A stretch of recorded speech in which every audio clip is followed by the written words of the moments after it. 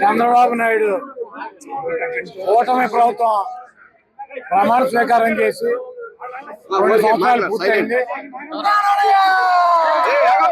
ఈ 2 సంవత్సరాల్లో చంద్రబాబు చెప్పినటువంటి సూపర్ 6 వాగ్దానాల్లో ప్రతి మహిళకి 18 సంవత్సరాలు దాటినటువంటి ప్రతి మహిళకి 1500 రూపాయలు ఇస్తానని చెప్పాడు.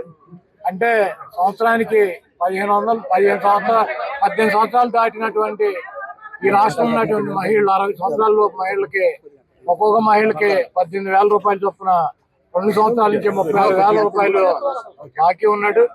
అదేవిధంగా ఈ రాష్ట్రంలో ఉన్నటువంటి 30 లక్షల మంది నిరుద్యోగులకి 3,000 రూపాయలు నిరుద్యోగ గుర్తిస్తానని చెప్పాడు. ₹1 బిళ్ళ కూడా ఇవ్వలేదు.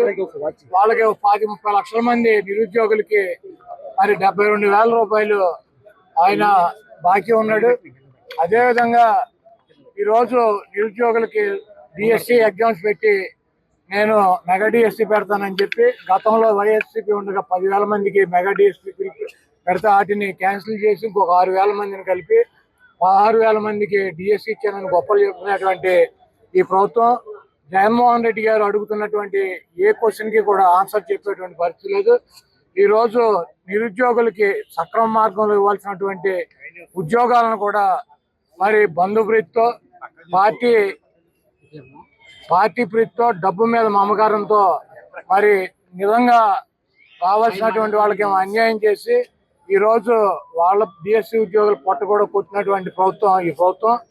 అదేవిధంగా ఈ రాష్ట్రాన్ని అనేక రకాలుగా అభివృద్ధి చేస్తాను, నేను సంపద సృష్టిస్తానని చెప్పాడు. సంపద సృష్టించేది ఏం లేదు. జగన్మోహన్ రెడ్డి గారు 3,50,000 కోట్ల రూపాయలు 5 సంవత్సరాలు అప్పు చేసి 3 లక్షల కోట్ల రూపాయలు ప్రజలకే సంక్షేమ కార్యక్రమాల ద్వారా అందిస్తే ఓకే గగ్గోలు పెట్టినటువంటి ప్రభుత్వం ఈరోజు 3,50,000 కోట్ల రూపాయల పైన ఈ 2 సంవత్సరాల్లో అప్పులు చేసి అంతా కూడా ఆ కాంట్రాక్టు ఈ కాంట్రాక్టు ఈ వర్క్ ఆ వర్క్ అని చెప్పి ప్రజల సొమ్ముని లూటీ చేసి దోచుకునేటువంటి కార్యక్రమం మరి చంద్రబాబు చేస్తున్నాడు. సంపద నేను సృష్టిస్తానని చెప్పి ఇప్పుడు అధికారంలోకి వచ్చినాక చెబుతున్నాడు చంద్రబాబు నాయుడు గారు. సంపద నేనుగా సృష్టించడం, సంపద సృష్టిస్తాం అంటే పిల్లల్ని ఎక్కువ మందిని ఎవరికంటూ ఆడు ఎక్కువ సంపద సృష్టించినట్టు నేను మా అబ్బాయి సంపద సృష్టించేటువంటి పరిస్థితుల్లో లేము. కాబట్టి మీరే మీ సంపదను మీరు సృష్టించుకోండి, మేమిద్దరం చేతగాని వాళ్ళం, మాకేమి సంపద సృష్టించలేము, మేము ఒక్కొక్కరినే సృష్టించాం, మీరు 4గురిని 5గురిని 10 మందిని మీరు సృష్టించుకోమని చెప్పి మనకి చంద్రబాబు నాయుడు కథలు చెబుతున్నటువంటి పరిస్థితి ఉంది.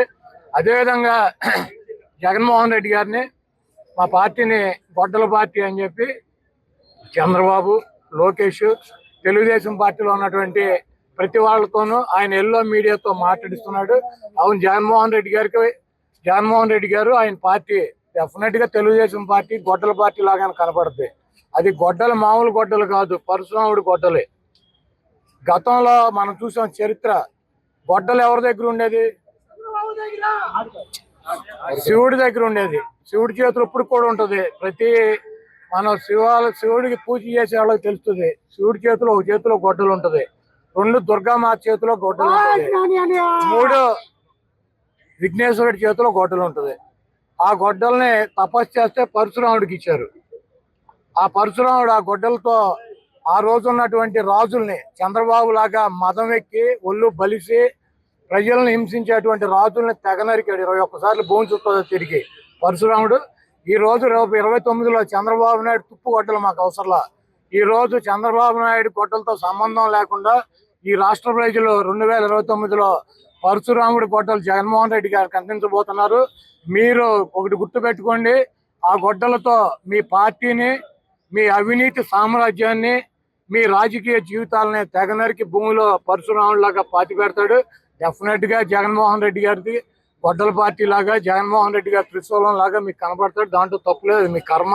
మీరు చేసినటువంటి పాపాలకి, మీరు చేస్తున్నటువంటి అబద్ధాలకి, మీరు చేస్తున్నటువంటి 420 కార్యక్రమాలకి డెఫినెట్ గా జగన్మోహన్ రెడ్డి గారు మీ గొడ్డల్లా కనపడటంలో మీకు, మీ పార్టీకి, మీ అభిమానులకి, మీ మీడియాకి తప్పులేదు. అది పరశురాముడి గొడ్డలు. తప్పకుండా ఆ పరశురాముడి గొడ్డలి 2029లో ప్రజలు జగన్మోహన్ రెడ్డి గారు చేతికిస్తారు. ఆ ప్రజలు ఇచ్చినటువంటి గొడ్డలతో మీ అవినీతి సామ్రాజ్యాన్ని పోకటి వెళ్తుందా పగలిస్తాడు.